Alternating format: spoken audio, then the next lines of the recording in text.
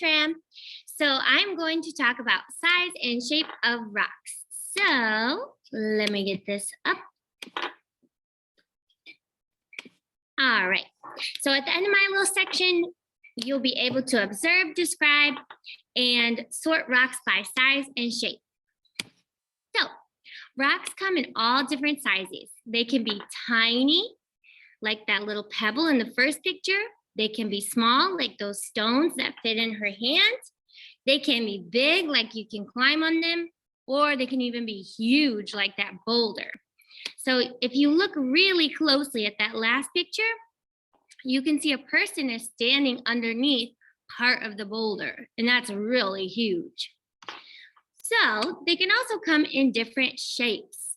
So they can come round, square, rectangular, and sometimes if you're lucky, you can even find one that's heart-shaped. So that all depends on the condition you find them in and how certain rocks break, because certain rocks break in different patterns, just like that rectangular one. But most rocks don't have a definite shape. So like I said, you got to be really lucky to find a heart-shaped one. Most rocks don't have a definite shape. They are kind of silly edges and they look all sorts of different ways.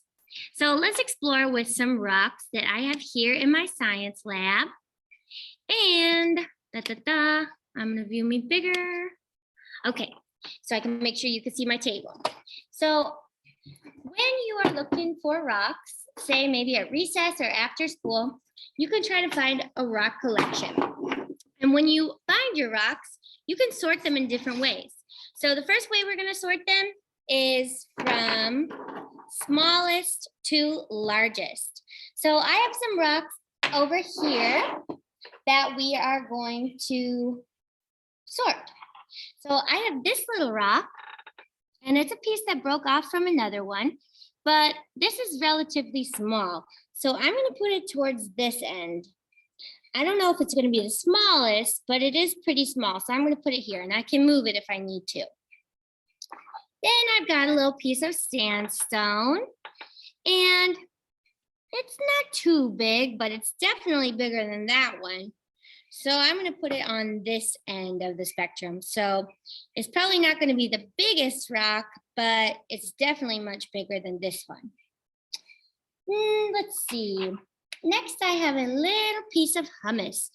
Hummus? Oh no, pumice with a P, not hummus with an H. I guess I'm hungry today. So pumice is a stone I think Mr. Dominguez showed you. And so this is a really light rock. And let's see, its size is bigger than this one and smaller than that one. So I'm going to put it right here because I think it's closer to that size. All right, let's see. Then I have a teeny tiny pebble, just like the one I showed you in that picture. It's tiny. It's almost like the size of a tooth. So that is definitely going to go in the smallest category. I don't have any rocks in my classroom that are going to be smaller than that one. Then I have a piece of hematite. Hematite is super beautiful. It's very, very sparkly. I think I'm going to put the hematite, let's see. It looks a little bigger than the pumice and definitely smaller than the sandstone. So I'm going to stick this one right here. That's going to be perfect. And then this one's obvious where it's going to go. This is a big old rock.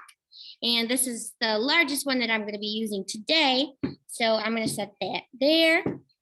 So now we sorted our rocks from smallest to largest. And like I said, you can do that at recess or after school. If you start a rock collection after today, after seeing all these cool rocks, you can sort your rocks in different ways. So another way you can sort your rocks is by shape. Now, I've chosen, based on the rocks that I have in my collection, 4 different categories that I'm going to sort my rocks in. So I have round, rectangular, triangular, and undefined. Because I haven't been lucky enough to find any of those heart-shaped rocks or anything like that. So these are the main shapes that I see in my collection. So let's check out this one. I believe this is another piece of little sandstone. But if I look at it, I can see 4 defined sides. I see 1, 2, 3, 4. And it looks like a rectangle. From this space, it looks like a rectangle. So I'm going to put it in the rectangular category because pi is a rectangle. Then let's see. I see this one. And what kind of shape do you see? I see 3 sides. 1, 2, 3. So I'm going to go ahead and put that in the triangular section. It looks like a little triangle to me. And of course, when we're looking at rocks, they're not going to be perfect, but they are pretty close. Then this one, obsidian, it's super shiny black rock, super cool. But I'm looking at the edges and I don't really see even sides or anything really defined. There's a bunch of straight sides, but it doesn't really match any of the shapes I know of. So I'm going to put that in undefined because it doesn't follow any of the rules like a triangle or a rectangle or even round like a circle. Well, speaking of round, I have this stone and this one is round. I can roll it. This rock must have been somewhere near moving water. It must have been somewhere where weathering and water was flowing over it, rolling it around. Just like when you roll your Play-Doh, it's kind of smoothing out those edges and making it round over time. So I'm going to put that in the round section. Then, and like I said, a way you could test if something's round, does it roll? Boom, then it's round. All right, so I'm going to stick that there. Then I have this little piece of quartz. And this isn't exactly perfect, but I can still see 4 sides. So I'm going to put that in the rectangular category because there's 4 clear sides. Then I have this beautiful one, amethyst. It's purple and sparkly. And this one, once again, I don't really see a clear shape coming from this one. It's kind of pointy and jagged all over. So I'm going to put this in the undefined category. Then I find this last one, and it doesn't look like the other one, but it does, if I turn it this way, have 3 sides. So 1, 2, 3. So you got to get the right angle, but it does look a little triangular to me. So I'm going to put that one in the triangle section. So once again, you can sort your rocks by their shape as well. Now I'm going to show you a few special rocks. I talked about weathering earlier. Well, this rock has a perfect little round hole in it.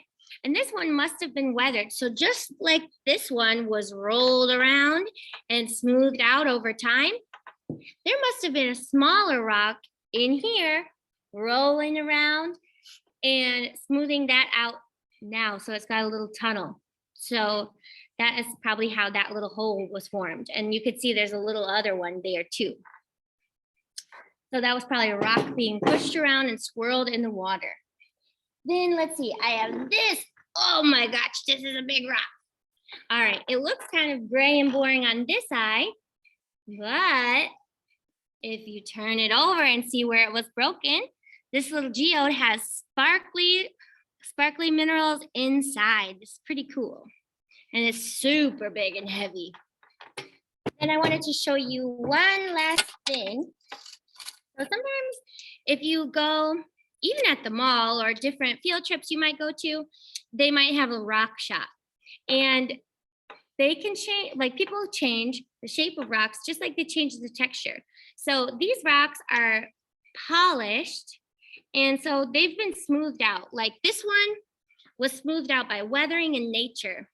These have been kind of polished and shaped and smoothed and made glossy because people sold these at a rock shop and made little magnets out of them. So people can change the shape and texture of rocks as well. All right, so I want to show you one last thing before I let you go. So I have a little friend here, and he is a master of disguise. He is great at camouflaging and blending, dear goodness.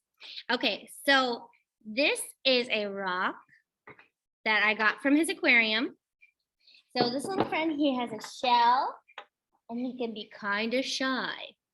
So you may have guessed I was looking for my turtle. This is my little mud turtle. And if you can see, he blends in almost exactly with this rock. When this rock is in the water, it's almost the same color as his shell. And you wouldn't be able to tell the difference if you were looking in the river, if he's all tucked in. So here he is. He's kind of irritated with me, but he wants to go back and swim with his friend. But he is a little mud turtle. So he lives in freshwater environments. He lives in lakes, rivers, and he stays deep into the mud, hence the name mud turtle. Oh, he's really ready to go. But the point is, he can blend in to the mud and the rocks just by the shape of his body. So he uses his size and shape to blend in and camouflage. All right, we are going to go put him up, and I hope you have a great rest of your field trip. See you next time.